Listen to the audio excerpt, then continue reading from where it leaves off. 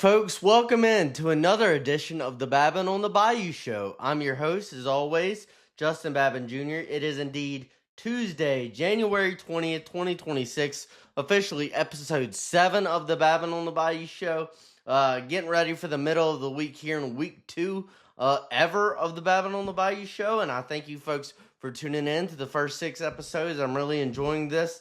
But let's dive into episode 7, and we're going to start with our post-portal position group breakdown, and today we'll cover 3 positions on the offensive side of the ball, and what it will look like in the receiver room, the tight end room, and the running back room. That's what we'll discuss today. We'll talk about quarterback and offensive line tomorrow on Wednesday, and then Thursday and Friday will be devoted to the defensive side of the ball as well.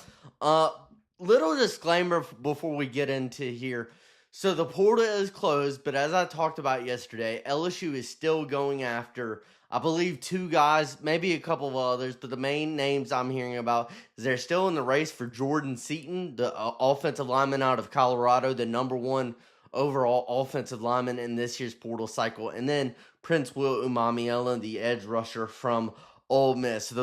As far as I know, it's looking like Jordan Seaton is now possibly favored to sign with LSU. Of course, he's supposed to visit Oregon, but the Tigers and Lane Kiffin would really like to sign him today if he does sign, so that they could enroll him and he could be eligible to practice for them in the spring. So I think they're trying to close the deal today. Maybe even news will come out by the time you see this at 5 o'clock Tuesday afternoon, by the time you see this show. But we'll keep you updated on that. So there's still some movement in the portal. So when we say post-portal, it doesn't mean that there's no movement right now. I'm just overall, this is what the roster looks like right now after the portal closes. And after a magnificent portal haul, the number 1 portal class in the country for Lane Kiffin and the LSU Tigers. We're going to start at the receiver position, because if there's one position I love what you've done, I love what you've done at the receiver position. The reason why I love what you've done at the receiver position is that you've signed guys that fit in well with Lane Kiffin's scheme and the new LSU offensive staff from Ole Miss, who came over from Ole Miss. It fits well with Kiffin's offensive scheme, and we'll get into it. You've signed guys and when we do this position by position breakdown, I'll kind of give you my thoughts on an early depth chart. But there are a few positions that, mainly offensive line and receiver, that there's going to be a ton of competition at as far as who gets playing time for September. So none of this is set in stone. Obviously, we're talking about a season that is like 7 months away from now. So doing this, it's acknowledging that a lot can change between now and September 5th when you play Clemson week 1. But I love the number 1 guy you brought in was Jace Brown out of Kansas State. I love Jace Brown out of Kansas State. He totaled almost 2,000 receiving yards in 3 seasons as a Wildcat. I believe he was the fastest Kansas State Wildcat receiver ever to 1,000 yards at Kansas State. Jace Brown, I feel like he can be a wide receiver 1 for this offense in 2026, and a lot of other people do as well. But I just love his skill set. Really speedy guy, really good yards per catch numbers. And that's a theme you'll see with a lot of these receivers. You also got a guy like Eugene Wilson or Trey Wilson from Florida. He was a former 5-star when he was recruited out of high school, and when he was healthy at Florida, he was a freshman All-American. So he struggled with health at Florida, but when he was healthy, he was a freshman All-American for the Florida Gators. You got Winston Watkins Jr., a guy from Ole Miss who was really good in his freshman year at Ole Miss, 4-star coming out of high school. Watkins caught 26 passes for 373 receiving yards and 15.1 yards per catch as a freshman at Ole Miss under Lane Kiffin in 15 games as a freshman. So I really like the potential of Winston Watkins Jr.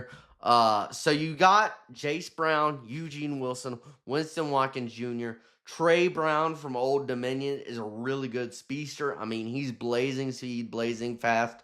He averaged over 20 yards per catch at Old Dominion this year, and he had a catch of over 30 yards in 7 games for the Old Dominion Monarchs in 2025. What you'll notice about Trey Brown is I love his speed. I love the fact that he's a big play, explosive play threat, and that fits well with LSU's offense. And then I've talked about it before as far as Jackson Harris from Hawaii. The other guys that we've talked about are good speedsters, but Jackson Harris kind of brings in some good size at 6'3" as well. He had 12 touchdown catches in 2025, so maybe another red zone threat opposite Trey Green. Jackson Harris could potentially function as a red zone threat as well, although he is good in plenty of areas besides the red zone, but I do like his size and how it fits in and pairs with this team. As I said before, there's going to be a lot of competition at the receiver position. You brought in many more transfers. Tyree Holloway, who was a D2 transfer.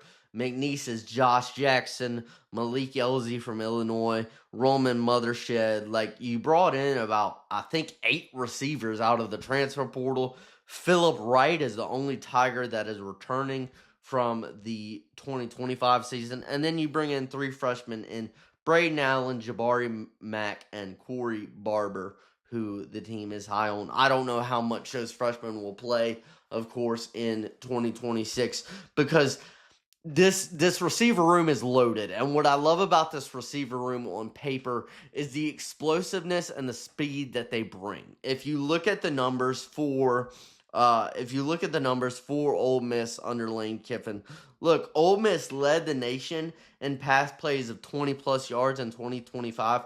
They were second in that statistic in 2024 and third in that statistic in 2023.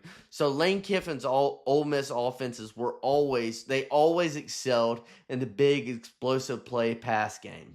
And the receivers you brought in, like a Trey Brown, like a speedster and Jace Brown, like a Eugene Wilson, even a Jackson Harris, guys like that, there's going to be a ton of competition. So I don't know who it's going to end up getting the 3 spots. I'm sure that multiple guys are going to play. More than 3 receivers are going to play on this team. I feel really good about, obviously, the depth you have at this position. If I had to maybe say right now, and this is going to change, folks, if I had to say the guy I think could be a wide receiver 1, I'd say Jace Brown from Kansas State, because of the fact that he had like 2,000 receiving yards in the past 3 years as a Wildcat. I like Eugene Wilson. I like Trey Brown from Old Dominion. I like Winston Watkins and Jackson Harris. So I think Trey Brown, Jace Brown, Eugene Wilson, Jackson Harris, and Winston Watkins Jr. Those are the 5 guys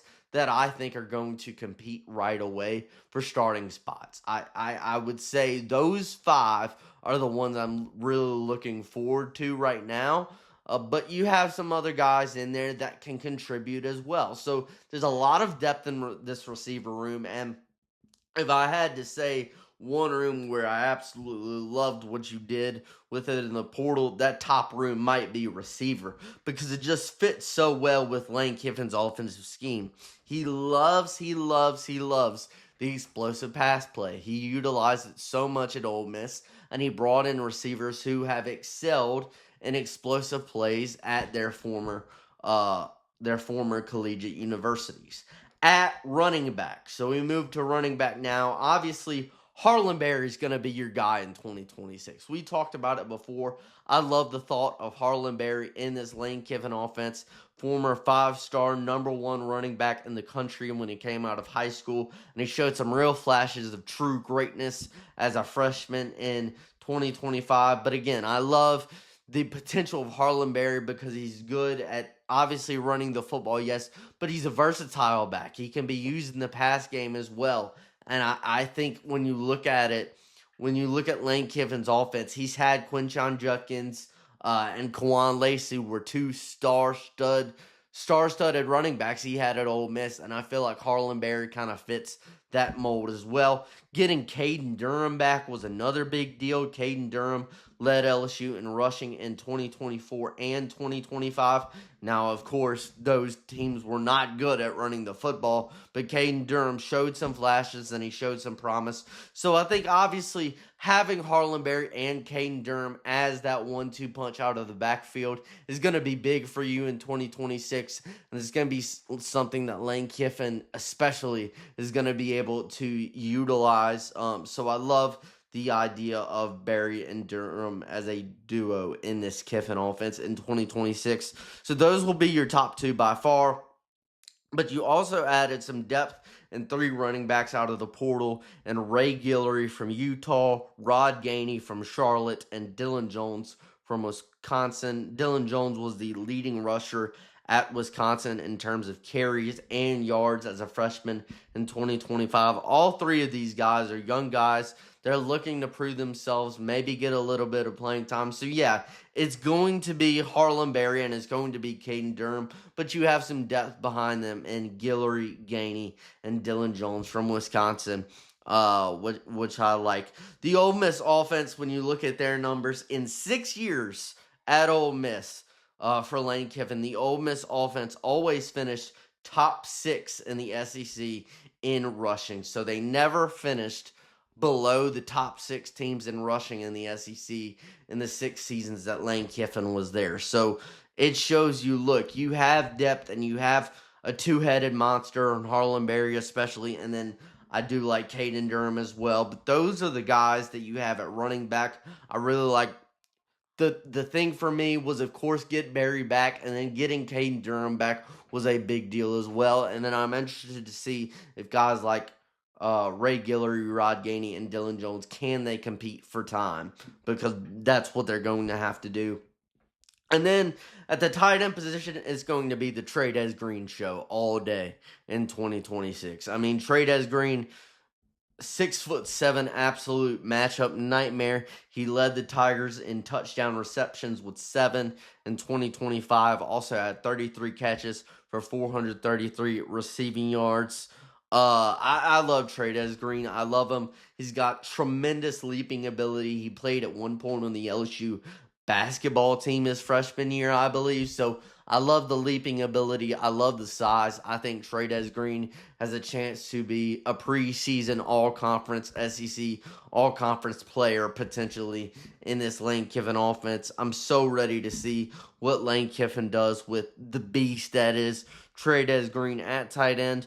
You also added 2 tight ends out of the portal in Pitt transfer Malachi Thomas, an Oregon transfer Zach Grace. Zach Grace, much like at Oregon, will mostly probably function as an inline run blocker to help you with blocking at the tight end position. That's what Zach Grace did mostly at Oregon. I expect the same role to be carved out for him as a Tiger at LSU. Besides Malachi Thomas and Zach Grace, you also have a returning J.D. LaFleur and a 4-star freshman in J.C. Anderson. And both J.D. LaFleur and J.C. Anderson are 6'7", just like Trey'Dez Green. So you have plenty of size in the tight end room. Now, LaFleur and J.C. Anderson are not going to be the Trey'Dez Green of the world in 2026. I think Trey'Dez is bound to be an absolute star in Lane Kiffin's scheme in 2026. Some more news on Pitt transfer tight end Malachi Thomas. He had 13 catches for 192 yards and 2 touchdowns with Pitt in 2025. Thomas is 6'4" and about 230 pounds. So Malachi Thomas, he's not as big, he's not as physically imposing as Trey'Dez Green or J.D. LaFleur or J.C. Anderson, but I think he'll be your number 2 right now, at least behind Trey'Dez Green, because of his receiver ability. He's got decent receiving skills as well, and he's got maybe better blocking skills than a guy like Trey'Dez Green. Trey'Dez is obviously the biggest. I mean, he's a wide receiver type in a tight end's body. Like, that's what Trey'Dez is, and that's what he's going to be, and he's going to be an absolute stud. But Malachi Thomas, he's probably going to be your second behind Trey'Dez And then you have guys like Zach Grace and Malachi and the other guys who can help with blocking at the tight end position as well. So as far as I love what you've done at receiver, I think it's one of the positions that you've done the best work in the portal, because you brought in guys who have explosive playability, and that's what Lane Kiffin loves, absolutely loves in his offense. I mean, they were number one, in that in 2020, 2025, whatever. The point is, the explosive playability is what I love about you. Brought in guys that can hit the big shot and the deep shot and really stretch the field for you at the receiver position. Running back, obviously getting Harlan Berry and Caden Durham back was a big deal. I think they're going to be a really big 1-2 punch in this LSU running game in 2026. Obviously, we talked about the impressive rushing numbers in all 6 seasons that Lane Kiffin was at Ole Miss. And then it's the Trey'Dez Green show at tight end. Malachi Thomas will be a solid backup behind Trey'Dez, but I cannot wait to see what the absolute matchup nightmare and 6'7" beast of a man in Trey'Dez Green. I can't wait to see what Trey'Dez does in this LSU offense in 2026. So that is today's version of our post-portal position breakdown. We'll cover offensive line and quarterback tomorrow, get into the defensive side of the ball Thursday and Friday. Let me take the time today to tell you about our great sponsors over here at Babin on the Bayou. The Babin on the Bayou show is proudly presented every day by Shield Heating and Cooling. Talked about it before. A team with decades of experience as experts in the AC industry. That's the great team, the trustworthy and very reliable team at Shield Heating and Cooling. We love them for sponsoring this show, and I love my viewers for tuning into this show. So if you call Shield Heating and Cooling today at the number 225-46-BAYOU, that's 225-46 Bayou, B-A-Y-O-U. You call Shield Heating and Cooling today. Tell them you heard about them from this show. I'm giving away free AC system cleaning checks for every AC system in your home, whether that's 1 AC system or 5 AC systems in your home. You call Shield Heating and Cooling, the great team today, at 225-46 Bayou. Call them at that number today and take part in this amazing giveaway. I'm giving something to you to show my gratitude to all of you for tuning into the show. I love you guys. I appreciate you guys. Thank you so much for tuning into the show. And call 225-46-BAYOU today for your free AC cleaning check on every AC system in your home. We love the team over at Shield Heating and Cooling. Love getting the opportunity to partner with them in this giveaway. And call that number today, 225-46-BAYOU, today to take part in that amazing giveaway. That's Shield Heating and Cooling, your local comfort defenders.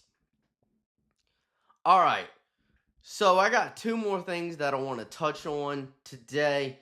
Want to congratulate Indiana. Amazing 16-0 season. Amazing turnaround by Curt Cignetti. I kind of talked about it yesterday.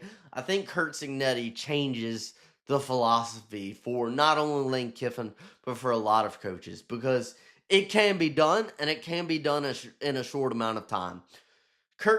Indiana, one of the worst programs in FBS history.